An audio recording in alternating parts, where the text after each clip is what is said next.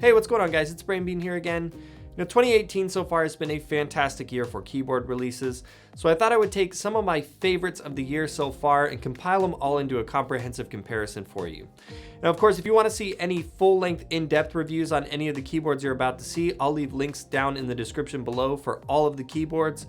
But with that, let's go ahead and just take a look at the keyboards. I'm going to start off this comparison with a more budget-friendly option because unfortunately these days it's not too often that a top-tier brand releases an entry-level keyboard.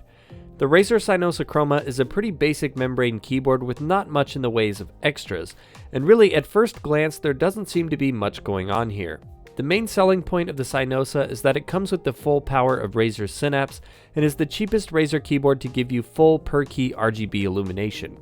While it's not mechanical and doesn't have much to offer other than the RGB, the Cynosa is a great option for people that don't want to spend much but do care about having tons of options when it comes to lighting. The added bonus of game integration with games like Overwatch is also a plus as well. The Cynosa comes in two varieties, the Cynosa Chroma, which you see here for $60, and the Cynosa Chroma Pro, which is the same board, but it basically just has underglow underneath and costs an additional $20. The next board is one that's trying to innovate in the world of gaming peripherals by offering analog mechanical switches. The Wooting One is a pretty cool little 10 keyless keyboard that is built like a tank, and while it doesn't look all that flashy, the secret sauce in this board is the analog switches paired with the Wootility software. Paired together, the switches and software give you so much flexibility when it comes to gaming and typing, as you can actively set your actuation point. You can set multiple profiles with actuation points between 1.5 and 3.6 millimeters. So if you're like me and you like speed switches for gaming, but find yourself mistyping during normal work, you can have one profile with a 1.5 millimeter actuation and another with 2 or 2.5 or anything that feels comfortable when you type. The software also gives you full per-key control of the RGB lighting, which looks great in this board because these analog switches have clear stems. The Wooting One is fairly new and the software is still growing, but at this time keep in mind that there aren't any preset lighting effects, just static profiles, but there are updates planned for the future. The Wooting One retails for $150. Next up, this year we saw Thermaltake come out of left field with the release of the X1 RGB. It's a keyboard designed to compete with the big dogs, offering a plethora of features and extras. And while the X1 is certainly going after the K70, if there was a keyboard you were going to emulate, then that's the one to do it. The X1 comes with similar features like an illuminated logo, a set of metallic ABS keycaps, a full set of dedicated media keys with volume scroll wheel, USB and audio pass-through, and a detachable plastic wrist rest. The X1 uses Cherry MX RGB switches and can be had in either blue or speeds. Thermaltake also incorporated a companion app for your phone, allowing you to create and manage profiles, use voice commands, and even turn your phone into a virtual controller. While the companion app comes off a bit gimmicky to me, as I would never want to use my phone as a controller, I can barely stand to use it on even mobile games. The actual software for the keyboard's lighting and macros is pretty good. The X1 isn't necessarily breaking any new ground, but for its competitive price of around $120 on Amazon, it's certainly one worth considering.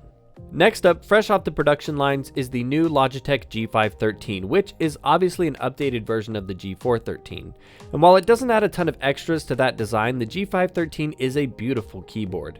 You can choose to get it in either carbon or silver brushed aluminum finishes, and I highly recommend the carbon finish. The G513 isn't bursting with extras like some keyboards, but it does give you what I would consider to be the important stuff. You get a healthy set of angled keycaps, USB pass-through at the back of the board, and a very nice plush wrist rest, which is quite possibly the nicest wrist rest that I've ever had come with a gaming keyboard. But the most exciting thing about the G513 is that it's offered with Logitech's new Roamer G linear switch. It's really nice to see them finally adding some variety to the Roamer G design, and maybe next time we'll get a clicky version. If you want to learn more about these new switches, I'll leave some links to some comparisons that I did down below. The G513 retails for $150 in all of its variations. And lastly, we have the Hyperx Alloway Elite RGB. Hyperx updated their popular flagship with RGB lighting on top of even more RGB lighting. The newest revision of the Alloway Elite features a set of dedicated media keys with volume scroll wheel, a detachable plastic wrist rest that in my opinion could definitely be nicer, but still it's nice to have, USB pass-through, a set of diamond plate keycaps, which despite their appearance are ABS plastic, and an RGB light bar.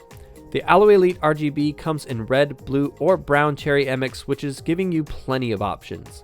The overall build quality of the board is rock solid, giving it a superb feeling of quality. The Alloway Elite comes in at a whopping $170, which at that price puts it dangerously close to its biggest competitor, the Corsair K95 Platinum. Still, if not having dedicated macro keys doesn't bother you, the Alloway Elite RGB is a great keyboard. Well, that's it for the comparison, guys. I'll probably be doing another one of these a little bit later in the year as we get more and more keyboards coming out. Kind of put together the ultimate 2018 keyboard comparison video. But for now, let me know in the comments down below which keyboard was your favorite. And of course, if you enjoyed this video, give it a like to show your support. And if you're new here on the channel, I'd love to see you subscribe because I've got a lot more reviews like this coming out in the near future.